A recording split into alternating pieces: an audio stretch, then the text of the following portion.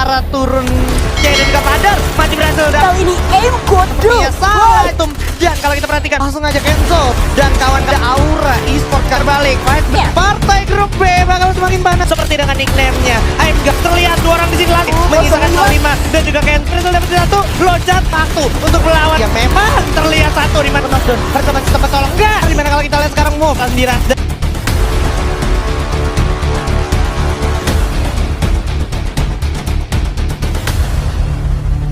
Menjatuhkan pihak manapun dan tanpa terasa kita juga sudah mendengar suara Bapak Pilot yang ingin lepas landas di match pertama pada kesempatan kita di Free Fire Master League Season 2. Ronde pertama bakalan bergerak ke arah Bermuda. Ini dia Survivors round pertama. Yes, Bermuda seperti biasa map classic dari Free Fire itu sendiri. Dari arah pesawat yang sebenarnya cukup balance karena agak sedikit condong ke kiri, lumayan luas ke arah bawah Sentosa yang lumayan jauh buat di secure oleh teman-teman survivors kita ya hari ini. Yes. Dan yang menarik kalau kita perhatikan sebenarnya dari cara turun tim yang sedang bertanding ada yang sedikit berbeda, di mana ternyata DG Eternal itu turun langsung ke arah pick, sementara DG Esports ini turun ke arah Hanggar di mana sudah langsung bersinggungan sama teman-teman dari Island of God. Iya, sini yang tadi baru aja di shout out juga di arah Hanggar yang sebenarnya lumayan krusial secara posisinya, dan gue rasa teman-teman IOG sadar kalau misalnya ada satu squad yang turun juga dan langsung menerima banyak damage aja. Tersisa 101 HP terhadap Bapak Kids kali ini. Bapak Kids ini dia bapaknya anak-anak dari Island of God sudah mengamankan posisinya, dan posisinya sekarang boleh gue bilang cukup krusial seandainya teman-teman dari DG Esports mau maksain gasken, dan kalau seandainya mereka stay along di sini boleh gue bilang bakalan jadi satu hal yang cukup fatal karena di arah Clock Tower sudah ada teman-teman dari Boss Nightmare tadi. Jadi ini lumayan gak bisa di holding positionnya terlalu lama juga, dan kita bergeser dulu di sini POV-nya terhadap RRQ Hades yang kali sudah bersinggungan juga menerima banyak damage orang Pac-Man dan harus gak knock begitu aja. Iya, bakal coba langsung di jump shot begitu oleh Kapten Jay dengan 42 orang sekaligus langsung jatuh. Chanzu menyisakan Kanner dan juga Legalot, tapi di sisi lain Jay pun berhasil terculik. Oh my god, di sini sangat krusial karena Connor juga sudah kehilangan banyak sekali darah, masih bisa sempat untuk melakukan revival. Oke, dibuka dulu. Yap, bakal dieksekusi. Venom berhasil mendapatkan satu Legalot dan masih terlihat ada satu Chanzu harusnya di sana. Bakal coba dipantau dari arah genteng. Sementara Jay dan juga Padar masih berhasil dapetin satu momennya, udah berhasil dapetin counter juga. Pac-Man jatuh menyisakan satu Chanzu di belakang dengan UMP 45-nya. Gulung medical kit di balik pintu. Coba langsung jump shot. Begitu saja. Ini dia, udah terlihat cukup jelas. Nah, Cilukba bakal coba langsung dihajar dulu sedikit, udah berhasil dapetin satu dan tembak dengan AN94 masuk ke dalam compound, udah berhasil dapetin satu Chanzu. Ternyata ini malah menjadi hal yang tidak mengenakan untuk teman-teman dari Lofre, di mana ternyata Chanzu nyaris saya melakukan outplay, tapi ternyata RRQ Hades yang harus tumbang. Iya, ini menarik banget di mana posisinya Jay juga yang tadi udah 2 kali knock juga, sempat di revive sekali, dan akhirnya tadi ada miss mekanik dari posisi RRQ yang akhirnya sempat ke holding sedikit. Di sisi lain ini bagus banget posisinya si Gits yang lumayan jauh sebagai backup support juga terhadap teman-teman Lofre Kings, dan yang tadinya sempat di first blood dari posisi RRQ justru harus dibalikin dengan ke team wipe begitu aja. Oke. So, kita berpindah sedikit di mana ternyata Onyx Ares sudah nge-track posisi dari teman-teman Bigetron yang sudah terlihat menggunakan kareng, di mana udah ada Gare yang langsung coba ditatakin aja dengan Scar yang dipegang oleh Ice. Sepertinya berhasil melarikan diri, tapi kalau boleh gue lanjutin sedikit dari Lofre Kings, ini benar-benar adalah tim yang memang sedang membutuhkan poin. Betul. Dan ini krusial banget di mana di game pertama mereka harus tadi berhasil mendapatkan tiga dan ditukar satu, di mana Jay harus tumbang. Cuman nggak masalah sih di situ. Justru di posisi RRQ yang menurut gue jadi krusial karena udah sulit banget buat climbing, yang mengingat di game pertama mereka udah harus gugur. Iya, dimana kalau kita ingat kemarin sebenarnya berkaca sama game pertama kemarin RRQ yang justru berhasil mendapatkan buya gitu. Tapi kali ini RRQ harus tusun, memang benar-benar dia seperti kembali ke petting lamanya mereka, turun di arah shipyard di mana mereka benar-benar bersinggungan sama Lofre Kings, dan akhirnya benar saja mereka melakukan early clash yang mana akhirnya diunggulin sama Lofre Kings. Dan kalau kita perhatikan juga sekarang teman-teman dari Onyx Ares sepertinya tidak mengalami kesulitan berlempatkan di daerah Mill dan juga Riverside Di sini mereka boleh gue bilang looting dengan cukup nyaman dan rotasi kemudian berpindah ke arah Pochinok. Sini udah ada tim dari Boss Nightmare yang tadi ada di Clock Tower. Sekarang sudah sampai ke arah Pochinok. Ini benar-benar rotasi yang boleh gue bilang cukup cepat dan mereka cenderung bersinggungan sekarang. Iya, sama Red Bull Rebellion sebenarnya posisinya ini lagi berusaha untuk menggeser Bigetron. Itu dia. Dan itu dia langsung ada critical damage juga yang udah diterima oleh Mr. Home kali ini. Aim God yang langsung mengeluarkan aimnya dan langsung dapat critical 2 knock sekaligus. What a play! What a play, Aim God. Seperti namanya, Aim God benar-benar langsung berhasil melantangkan para pemain dari Red Bull Rebellion. Sisi lain ada RBR Ziko yang sepertinya salah jalan, masuk kandang macan, ada teman-teman dari Aura Esports di mana udah ada Boss Nightmare juga di depan. Deadly pun berhasil mendapatkan momentum dan kalau kita perhatikan masih ada Deadly dari arah kejauhan dengan kar 98-nya mencoba natakin para pemain dari Boss Nightmare. Oke, Boss Nightmare sudah diberikan satu sinyal yang tidak terlalu baik ke arah mercusuar. So, mereka langsung membagi posisinya di mana udah ada Riza JR ya di sana bersama Aim God langsung memisahkan dirinya 2-2 split. Iya, tapi sebelum itu kita kilas balik sedikit di mana sebenarnya Red Bull itu harusnya dia jauh lebih konservatif lagi karena bergeser sedikit dari 89 menuju 93 poin terhadap Bigetron. Sayangnya justru dia harus ditumbangkan oleh Boss Nightmare yang posisinya ada di paling bawah secara klasmen grup C nih. Tapi ini dia sudah ada Abu yang bertemu dengan satu player yaitu DG Esports di mana langsung aja Kenzo langsung coba mendapatkan satu orang player DG Esports dengan VSS-nya di mana kalau kita perhatikan Street dan kawan-kawan dari EVOS Esports langsung menataki habis para pemain dari DG Esports. Udah nggak bisa kemana-mana, terpojokan posisi DG Esports kali ini dengan Bareta di tangan dan yes, DG Esports pun harus puas posisi 11 dan yang menarik adalah EVOS Esports kali ini tidak bermain bersama Kapten Sam 13. Mereka menurunkan Kenzo kali ini untuk menggantikan Kapten Sam 13 lagi. Langsung ada fight di mana masih mercusuar cukup panas. Sudah ada Aura Esports kali ini bertemu dengan Boss Nightmare. Akankah Boss Nightmare menjadi mimpi buruk untuk Aura Esports atau Aura akan siap membakar teman-teman dari Boss Nightmare? Karena sedikit lagi kalau kita perhatikan udah mulai coba di setup juga. Turun dulu M-God ke arah bawah. Amek dengan cukup santai melihat dan memastikan posisi Vision dari arah luar dan udah mulai coba ditarik lagi sepertinya oleh teman-teman dari Boss Nightmare walaupun masih ada Riza di arah depan. Yes, tapi di sisi lain sebenarnya kita sempat notice juga ada peperangan yang dibuka oleh DG bersama dengan Onyx. Tuker-tukeran tuker satu juga. Dan ini posisinya yang sebenarnya masih ditahan banget Aura yang harus gak bisa keluar di satu tower yang sama juga. Dan di sisi lain ini yang menariknya adalah tim-tim yang lagi ada di posisi ke atas, klasmen atas di grupnya. Itu pada dapat poin eliminasi semua loh dari awal game, Ji. Yes. Jadi ini emang boleh gue bilang agak tidak diuntungkan apalagi untuk teman-teman kayak model Red Bull Rebellion tadi harus kehilangan back player di mana kita berpindah lagi ke arah DG Eternal yang mana sudah terlihat di sini bakal langsung coba dihajar. Rastis pun berhasil diculik satu orang oleh Raven, bakal coba dihajar balik, fight back Fori dengan VSS-nya coba tembak ke depan Ace. Rahmat berhasil dapetin Rastis, coba dieksekusi lagi, Glow sedikit lagi bakal pecah, sedikit lagi Zixia masih ada di sana tapi Rastis sudah terfonis sebenarnya. Ace bakalan cabut dulu mencari posisi nyamannya sambil coba regroup ke kawan-kawannya, sedikit lagi mampu keselamat karena ada damage per second dari VSS. Like I said, dan ada bantuan yang bagus juga dari Raven di mana Ace juga akhirnya harus dihabisi tanpa dikasih ampun dan dikasih kesempatan untuk revive. So Onyx Ares harus cabut dari momentum yang tidak menguntungkan ini. Iya, tapi at least dia udah kehilangan satu orang di sini tadi Ace yang memang sebenarnya udah nggak bisa dijemput. Posisinya mereka kebuka banget dan dia harus ngejar ke arah posisi high ground juga.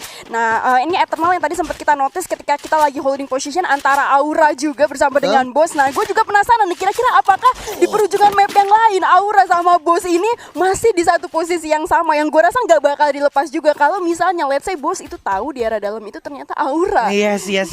Apalagi kayak Boss Nightmare juga posisinya saat ini udah cukup sulit. Jadi memang Boss Nightmare cenderung main lebih agresif, lebih ganas dan lebih tidak pandang bulu lagi gitu ya. Karena memang dia sudah akan harusnya menunjukkan kemampuan terbaiknya hari ini. Iya, karena harus nyusul juga secara poin karena dia masih ada di lower table secara grupnya. Dan yang menarik juga tadi gue sempat bahas sama Baby ya ketika di opening ya, mau nggak mau semua tim di sini yang ada di bawah itu harus ngetes air juga. Kenapa? Karena ya mereka udah nggak punya pilihan lain, let's say udah nggak bisa nge-secure poin karena terlalu jauh, tapi masih bisa mempelajari dan investasi skema yang bakal dia terapin buat di playoff. Betul. Jadi ini kayak ibaratnya buat tim-tim yang sudah no way out, lebih ke arah Belajar pemantapan sih. ya kan, Betul. pemantapan atau pendalaman materi, ya kan kalau ibaratnya akademis. Bener. Persiapan lo di partai playoff nanti gitu kan, Iya. karena yang lu temuin ya mereka lagi di partai playoff yang nggak lolos di 1-2 gitu. Karena kita udah berbicara secara logik aja gitu. Betul. Jadi jangan terlalu maksa juga, tapi oke, kita lihat dulu nih di secara mappingnya yang ternyata rounded arah zona selanjutnya ini udah bergeser ke arah Kota Tua, Pocinok dan juga perempatan bawah pick ya. Oke, gue Salvax sama Zay di bawah ya. Zay di bawah jadi anak pantai, Kenapa tuh? atlet renang di bawah ya. Karena memang sudah kehilangan banyak sekali membernya tadi. Harus ditatakin sama teman-teman Boss Nightmare, harus tatakin sama teman-teman dari Aura juga. Jadi sehingga Zay-nya pun kayak nggak punya pilihan. Ya udah, gue mengasingkan diri dulu. Mungkin dia mau social distancing dulu karena memang mulai Senin besok juga udah PSBB lagi ya. Dia harus tetap ya, jadi teman-teman yang lagi nonton Survivor harus menerapkan protokol kesehatan. Nah, kita aja udah menerapkan protokol kesehatan nih sekarang pakai face shield gitu kan. Betul sekali. Nah, Dan ini airdrop.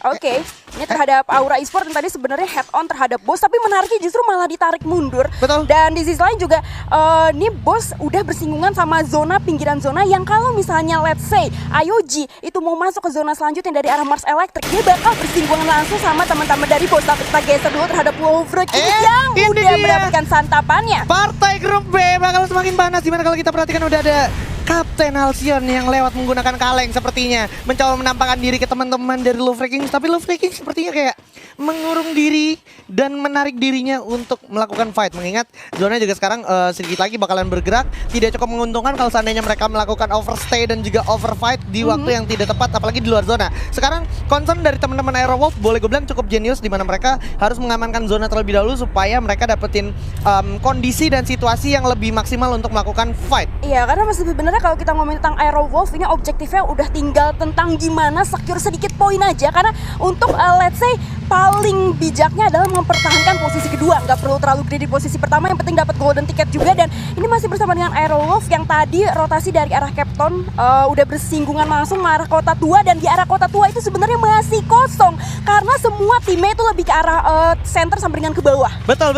Dan sebenarnya masih ada special case di mana kalau seandainya Aura hari ini cuman puas dengan 4 poin, Aerowolf itu chance besar banget untuk naik peringkat pertama, dan Lovre juga bisa naik ke peringkat kedua. Yes, jadi it's about gimana performa Aura hari ini juga sih, karena ini masih mudah banget buat digeser. Tapi yes, ternyata dari posisi Boss yang tadi sempat ngandangin Aura di satu tower, justru Boss di sini yang udah harus kejepit.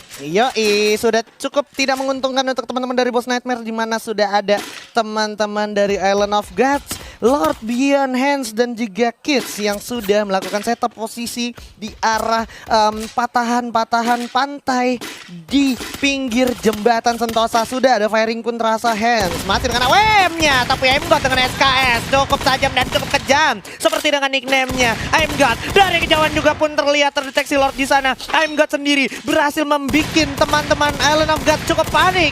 Si bocil 15 tahun ini kalau kita perhatikan berhasil kerjasama yang baiknya juga bersama dengan Fir, berhasil menatakan hand lagi dan lagi jatuh, tapi tukar aja oleh Storm Beyond. Riza berhasil dapetin satu, bakal coba ditembaki lagi. Lord masih mencoba menjadi sharpshooter yang baik untuk teman-teman dari Island of God. Hidup kembali, Glow dipasang, Kids dan juga Hand harus merevive dirinya dan juga medikasi, di mana Kenzo dari belakang ternyata berhasil dapetin satu Halcyon, tapi Beyond juga harus menggulung medical kitnya. Ya, ini menarik banget karena seperti yang tadi gue bilang, IOG yang bakal langsung ketemu sama Boss ketika dia rotasi dari Mars Electric untuk masuk ke zona selanjutnya. Dan tadi sempat ada permainan yang cerdik dari seorang Beyond, tapi kita hold dulu, ada firing. Dia bakal ada Aimgod langsung coba menggocek-gocek step, di mana kalau kita perhatikan udah dari Riza berhasil dapetin Beyond. Terlihat dua orang di sini langsung coba dihabisin. Satu magazine buat orang Beyond dari Riza JR. Bakal terlihat di arah bawah. Kid berhasil dapetin Aimgod di sana sendirian saja.